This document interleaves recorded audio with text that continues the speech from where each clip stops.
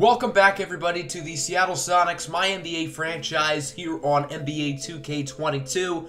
We've got probably the biggest episode of the series so far, the NBA Draft. Our Sonics won the #1 overall pick in last episode's draft lottery, and boy, do we have a tough decision to make. We went through the combines, we went through pre-draft workouts, and I asked you guys at the end of the last episode, do you think we should stay at 1 in what is not a particularly top-heavy draft class, or should we move down where there's a lot of depth?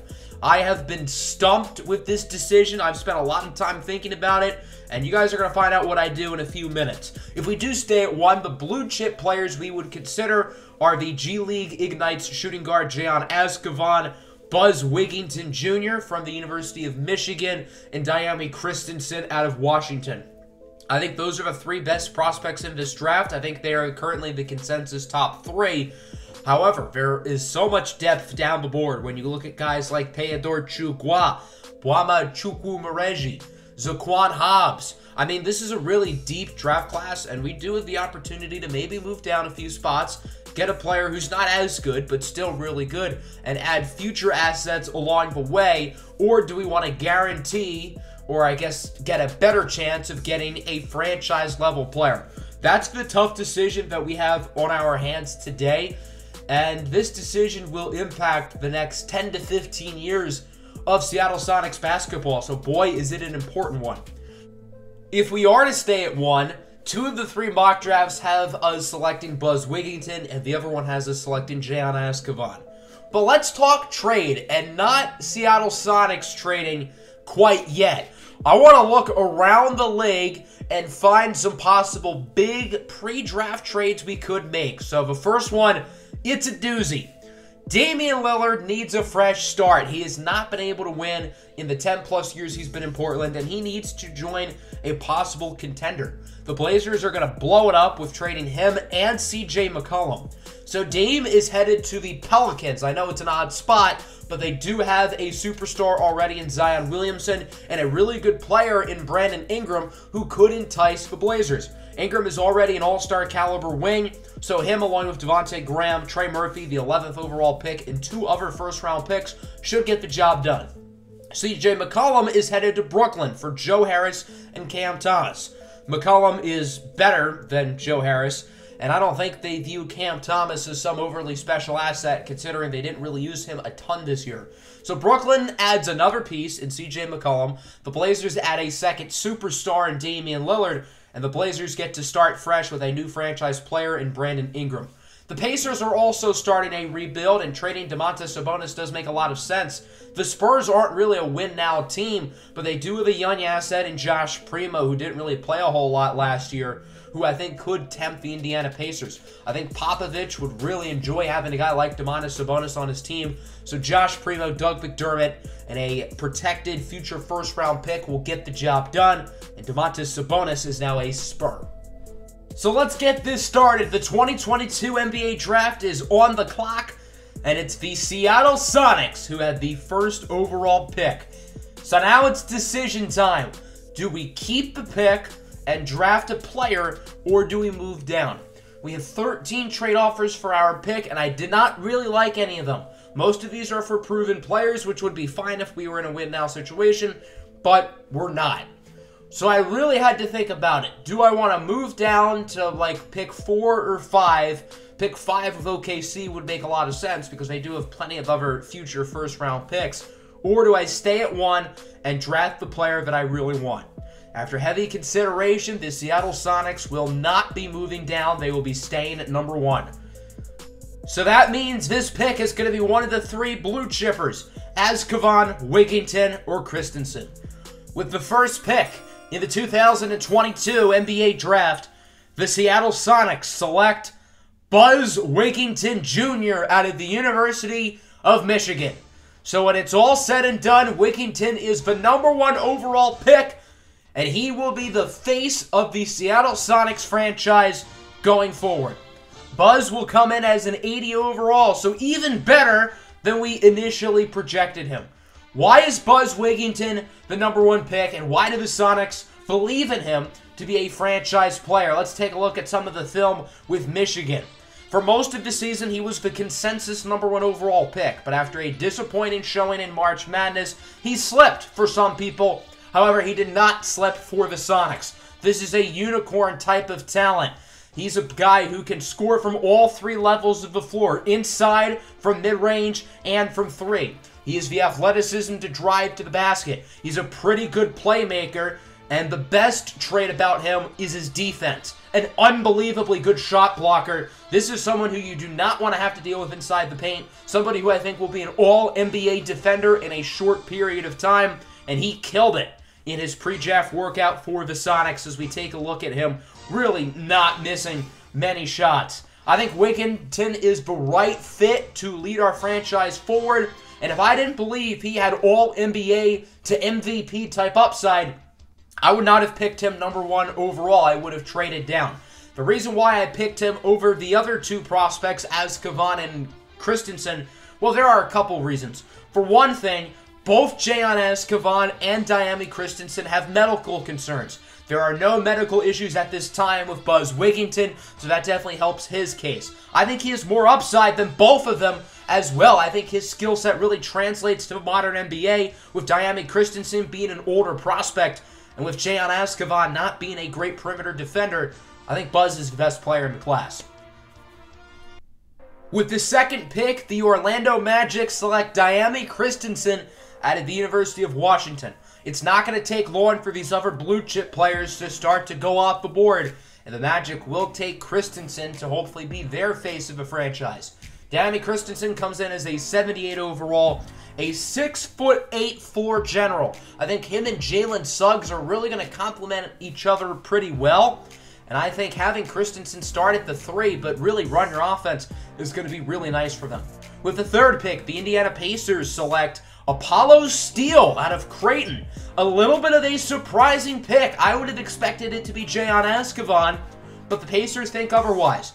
There was no bigger draft riser in this year's draft class than Apollo Steele, who spent most of the season as a second-round projection. However, after a great March Madness in which his Creighton Blue Jays upset Buzz Wigginton and the Michigan Wolverines, Steele has crept himself into top 5 consideration and ends up as the 3rd overall pick to the Indiana Pacers, and they hope he can jumpstart their rebuild going forward.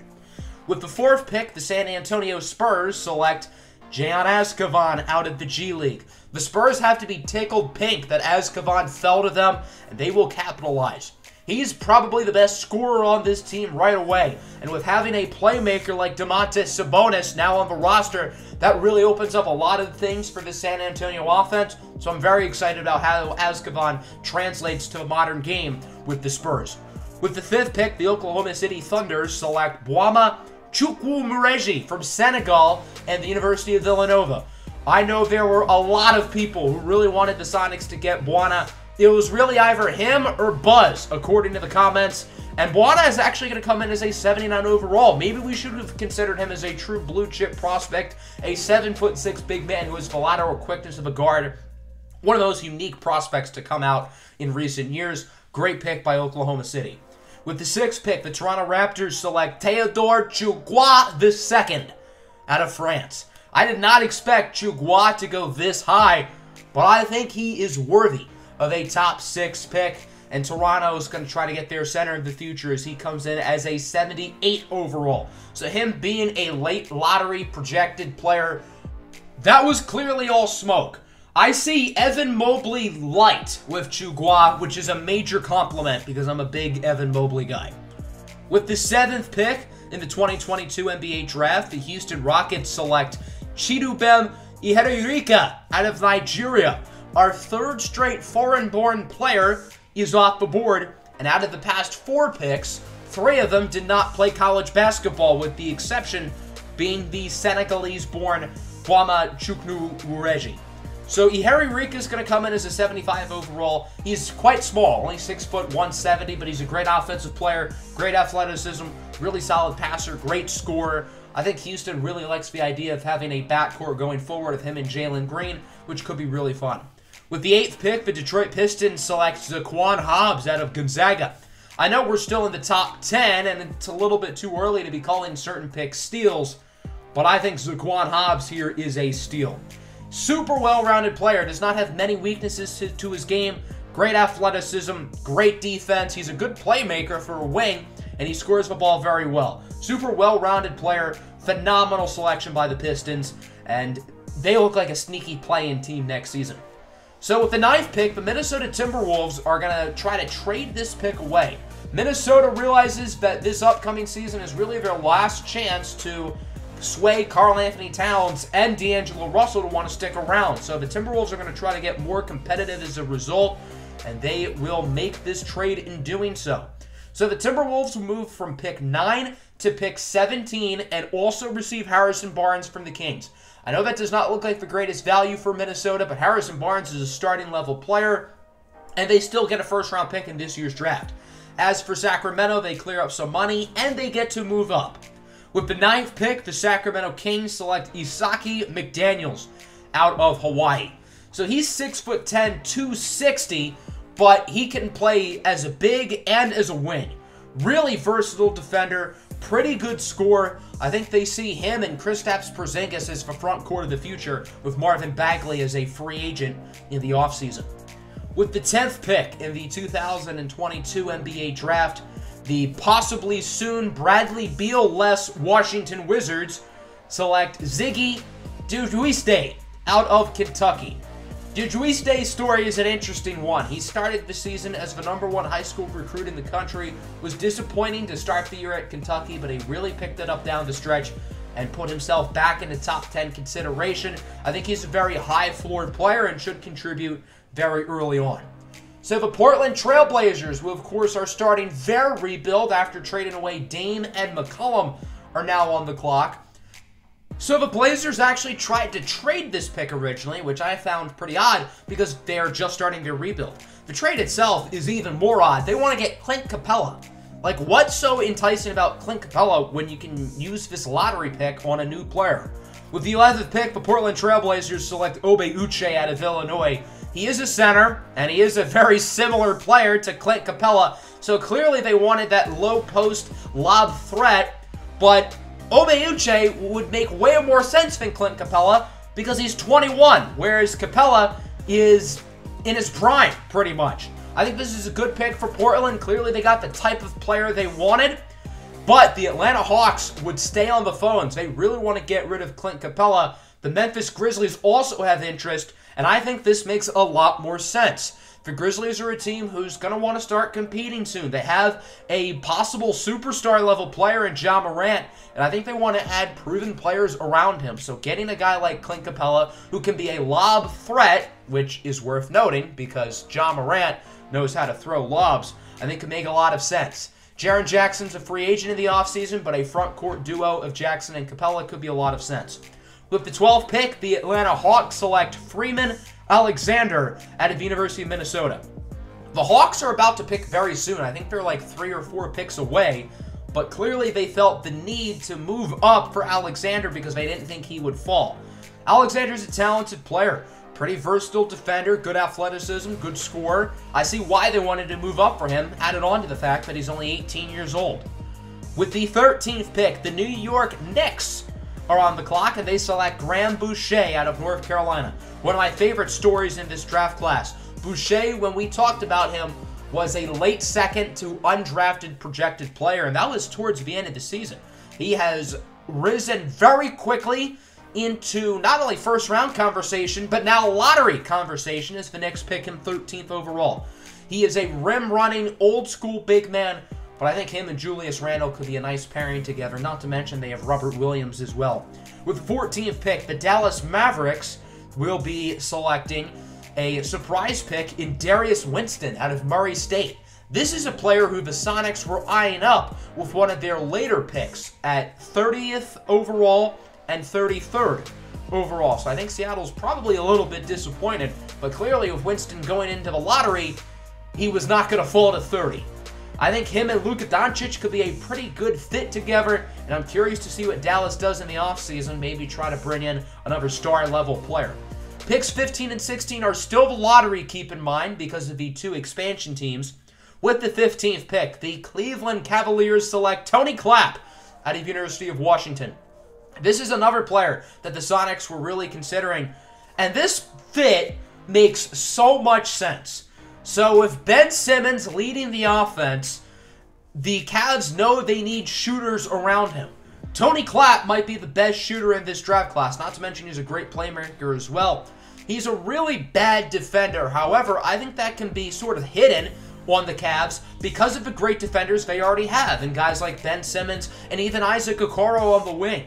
I think Tony Clapp to Cleveland makes so much sense, and this is a phenomenal pick for Cleveland, even though he was a player that I wanted the Sonics to target. The Atlanta Hawks are back on the clock with their second first-round pick of the day, and they will select center Jacob Farnsworth from the University of Miami, Ohio. So, I guess they assume Farnsworth is going to be their center of the future, replacing Clint Capella, and he is the total opposite of Clint Capella. Capella is that old-school paint monster who can throw it down. Farnsworth is the complete opposite. He is 7'1", but he's more of a stretch 5 who can shoot the 3 in space before. Not a great defender, but clearly the Hawks wanted a new type of center, and that's what Farnsworth is. So with the lottery selections now done, there are quite a few interesting storylines, but none compel me more than the point guards in this draft class, because there were 3 really good ones. However, only one has been picked, and that was Chidu Harry-Riku, who went 7th to the Rockets. Oscar Jabasilan and Johannes Kleber are both still on the board for whatever odd reason. I think these two are the 2 best point guards in the draft, and I think they're top 10 talents. So the fact that they're both still on the board is really surprising. Look out for the Sonics to make a move and possibly try to trade up. With the 17th pick, the Minnesota Timberwolves select Zytavius Storm out of Oklahoma State. Not one of the point guards, but I do think this is a pretty good pick. Storm is not going to give you a ton of value offensively. I don't ever really see him being a consistent double digits per game point scorer, but defensively, he is a stud. I think he's going to be an all-NBA level defender in a very short time. Reminds me a lot of Jonathan Isaac on the court. Obviously, off the court, I mean, he's a little bit controversial, say what you want. With the 18th pick, the St. Louis Spirits select Julius Powell out of Indiana. Okay, this point guard thing is getting real weird. So the second point guard is off the board. It's not Jabasilan, it's not Kleber, but it's Julius Powell. And I don't want to take anything away from Powell because he's a good player, but there are 2 elite point guard prospects right on the board, and the St. Louis Spirits, in my opinion, fumbled the bag. The Spirits continue to be very puzzling on how they build their roster, but they made the playoffs last year, and we have the worst record in the league, so who am I to talk? With the 19th pick, the Denver Nuggets will be selecting Drew Williamson out of Kentucky. These 2 point guards are continuing to fall. I get Denver doesn't really need a point guard, but it's the NBA draft. You have to go best player available. I do think Drew Williamson is pretty good. Again, not to take anything away from him. Really good 3-and-D player, someone who I think is going to be a steady contributor right away. So not a bad pick by the Nuggets, but I don't know how 2 top 10 talents are on the board at 20. Will it be the Bulls who capitalize? With the 20th pick, the Chicago Bulls select Dice Moore out of Duke. So the answer is no. The Bulls will not select one of the 2 point guards, and they continue to slip. Dice Moore is a player who I think would have made sense with one of Seattle's 2 later picks. A very high floor player who's one of the older kids in this draft at 22 years old. Spent all 4 years of his career at Duke. Not many Duke Blue Devils can say that, but he can. So the Knicks are back on the clock at 21. They need a franchise point guard because Kemba Walker's not getting any younger. However, this pick is on the move to the Charlotte Hornets, and it is a really weird trade. So I decided to approve it, but I have no clue how to feel about this. The 21st pick and Evan Fournier to the Hornets for Kai Jones and Gordon Hayward. And I think on paper, people are going to think, oh, this is a really bad trade for Charlotte. But I don't really think they view Kai Jones in their long-term plans. He didn't really show a lot last year. And Gordon Hayward was a little bit disappointing this past season. So maybe adding another shooter and Evan Fournier along with this draft pick could be helpful. As for the Knicks, they continue to try to win now. Gordon Hayward's a real good player, so I kind of like that move for them. With the 21st pick, the Charlotte Hornets select DJ Taylor out of Oklahoma. Taylor's a really interesting player. The draft analysis on him on the bottom is odd. It says he's a lightning-fast player who led the 3-quarter sprint time at the Combine. Wasn't he like the slowest guy there? I think DJ Taylor's a good player, Good 3-and-D guy, can score the ball very well, but he's not athletic at all. So why are you saying that he dominated the combine when he did not perform well? I see why the Hornets wanted to trade up for him, but that draft analysis is just completely wrong. The Rockets already picked a point guard. We'll see if they pick another. With a 22nd pick, they select Lucas Yema out of Oklahoma. So we may not even have to move up for those point guards, because keep in mind, both Jeba Seelan and Kleber are still on the board, and I like them pretty much equally. I think Lucas Yema is a fine player, versatile defender, pretty athletic, good rebounder, but still, I don't know how these players are all still on the board. So Seattle can either wait and hope one of them falls, or they can make their move. So the Bulls here at 23 just already picked. I don't know if they want 2 first-round picks. The trade offers in the trade finder were really not all that interesting for the most part. I thought about a couple of them, but I wasn't really all that tempted by them. However, we cannot move up with Miami, who is the next pick, because of the Stepien rule. So that means I want to jump the Miami Heat, who could use a young point guard, and ensure that we get one of them. So the Seattle Sonics are on the move. They will be sending pick 30, a second rounder next year, and Justice Winslow to the Bulls for pick 23 and a second rounder next year. So Chicago moves down 7 spots, and they add Justice Winslow. Winslow was always a chess piece for me, who I planned on moving on draft night. The main reason why I traded for him in the first place was because he was under contract for this upcoming season, meaning I could use him in a draft day trade. Sure enough, that's exactly what we are going to do. Even though he's only a 74 overall and was not all that good for us last year, I do think he's the type of player that the Bulls would like, and someone who could compete for minutes. So the deal is done. The Seattle Sonics have moved up. So I think it goes without saying the Sonics are moving up for one of these 2 point guards, either Oscar Jeba-Seelan or Johannes Kleber. But now the question is, which one? And I think both of these are extraordinarily talented prospects. I think talent-wise, they're pretty much equal. So I was back and forth, probably for no joke, about 20 minutes on this, because I think both of them are really good. But eventually, I made my mind, and I think we made the right pick. With the 23rd selection in the 2022 NBA Draft, the Seattle Sonics select Oscar Jeba-Seelan from UCLA. I don't know how people are going to feel about this. I know Johannes Kleber had a lot of truthers in the comments, but I don't think anyone expected Oscar to fall to the 23rd overall pick, and the Seattle Sonics will capitalize.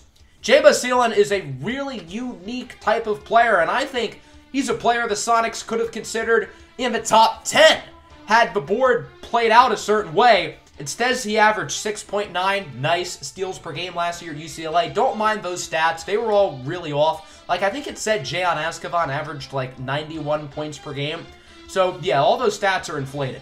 Jeba-Seelan comes in as a 75 overall, so clearly had no reason to fall so far. And I think this is such a unique talent. So he stands at 6'4". He's a little bit slim, but he is a 6'10" wingspan. He has such long arms, and I think that really helps him out defensively. But he's also really good offensively. He has the muscle to be able to hang down low with the big fellas. He can drive to the basket. He can create his own shot. He's a good shooter. His playmaking isn't great, but it is quite solid. But defensively is why Seattle made this pick. I think this is someone who can be an all-NBA type of defender very early in his career. And I think it's fair to say Seattle might have gotten the 2 best defensive players in this draft with Buzz Wigington and now Oscar Jeba-Seelan. I know this might sound pretty bad out of context, but he's really good at ripping balls away from ball handlers. Phenomenal selection there by the Sonics, and with the very next pick, the Miami Heat select Johannes Kleber out of Germany. So there you go. Jeba-Seelan and Kleber go right back-to-back, and I think this is a home run selection for Miami Heat. And as I said, I think Kleber is pretty much equal in talent to Jeba-Seelan. He's a little bit smaller and a little bit older than Oscar, but other than that, I think he's really good. Better playmaker than Oscar, better shooter, equally as athletic, not quite the defender, but that is a home run selection for Miami Heat, getting a lottery type of talent in the late first round. With the 25th pick, the Oklahoma City Thunder select Henry Goodchild out of England. So Oklahoma's going to go with another foreign-born player. They drafted Chugwa earlier, and now it's going to be Henry Goodchild going to the OKC Thunder, who's a talented player, 72 overall. Doesn't really have many strengths other than his athleticism, but he also doesn't have many weaknesses either. With the 26th pick, the Boston Celtics select Nathan K. Jr. out of Memphis. Really underrated prospect here, in my opinion. This is someone I think can contribute pretty early as a 3-and-D guy off the bench.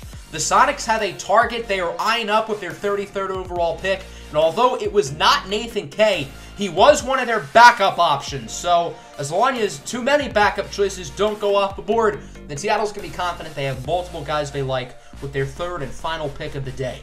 With the 27th pick, the Philadelphia 76ers select O'Shea Falcone out of Washington, the 3rd Husky off the board here in the 1st round. Falcone was not Seattle's target, but he was also another backup option. Falcone stands at 6'8". He's a wing who can also run point. Good playmaker, really good and versatile defender, pretty athletic, super well-rounded player. Great pick in the late 1st round here by the 76ers. With the 28th pick, the Milwaukee Bucks select Evan Creed out of Iowa. Evan Creed is a really intriguing player. He is one of the best passing centers to come out in a long time, and some scouts believe that he has the passing ability of Nikola Jokic. I know that's high praise, and the rest of his game is not quite Jokic-esque, but super talented kid. I like that pick a lot by the Milwaukee Bucks. With the 29th pick, the Toronto Raptors select Samuel Staples out of Villanova. So with Toronto's 2 first-round picks, they go big with Teodor Chugwa, and they go small with Samuel Staples. Staples isn't the biggest guy, standing at 6'2", but he's a good offensive player, particularly from inside the arc. Fine playmaker, fine defender, great athleticism. I like that pick in the late 1st round for the Toronto Raptors. With the 30th pick, the Chicago Bulls will select Reggie Stocker out of Stetson. His draft story is one of my favorites, as you'll see on the bottom. Zach Harper describes him as a 5-star All-American, but he went to Stetson. So something's not adding up here. Either he chose to go to Stetson for no reason, or that draft story is a lie. And I'm kind of leaning towards the latter. I do really like Reggie Stocker, though, and this was originally Seattle's pick, remember, that the Bulls moved down for in order for Seattle to move up. With the 31st pick, the Memphis Grizzlies select Marco Tessitore out of Italia. For anyone wondering, Seattle's target for their next pick, which is like 2 picks away, is still on the board. I do like Tessitore quite a bit. He's a slasher who can shoot the ball pretty well. Not a great defender, but I like him in the late 1st round. Now only one team away from Seattle's pick. It's the Oklahoma City Thunder, the Sonics' rivals. It'd be a shame if OKC picked the guy Seattle wanted. And that's exactly what the Thunder are going to do, as they select Rayshawn Brooks out of Auburn with the final pick in the 1st round. This is the player Seattle was hoping to select at 33. This is the guy they were eyeing up since they selected Oscar Jabasilan. So, obviously, I think we're a little bit upset. Maybe in hindsight, Seattle could have still traded up with the Bulls and traded pick 33 instead of pick 30, but oh well. Brooks comes in as a 73 overall, and as I look at his ratings, yeah, I wish we got him.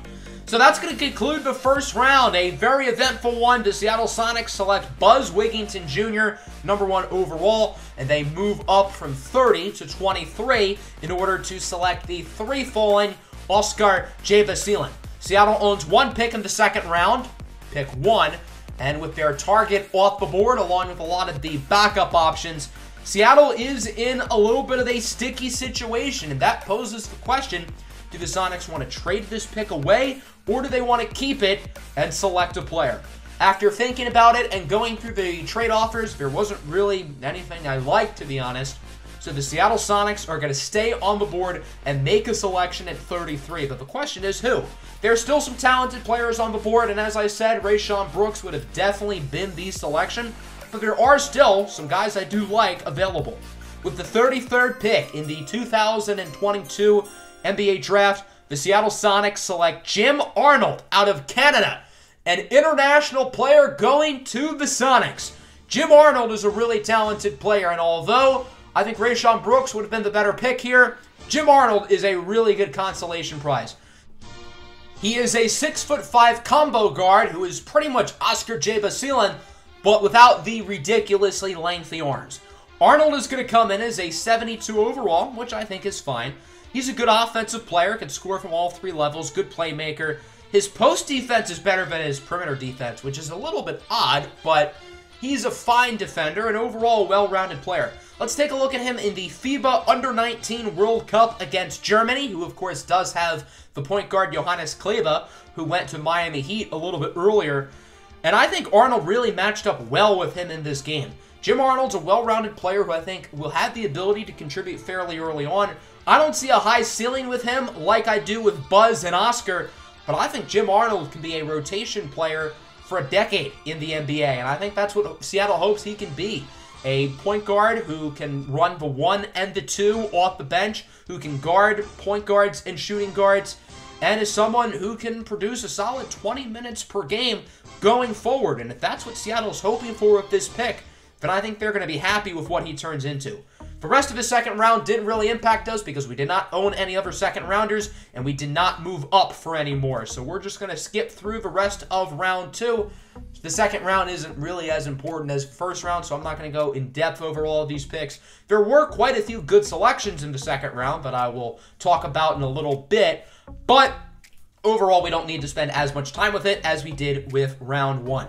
So that concludes the 2022 NBA Draft. The Sonics had 3 players with Buzz Wigginton Jr., Oscar Jabasilan, and Jim Arnold. Overall, I'm really happy with this draft class, and I think all 3 players can be good additions to the team for the future. We're briefly going to look at the other 31 teams' drafts. One of the biggest winners was the Spurs for getting Jalen Escobar at 4.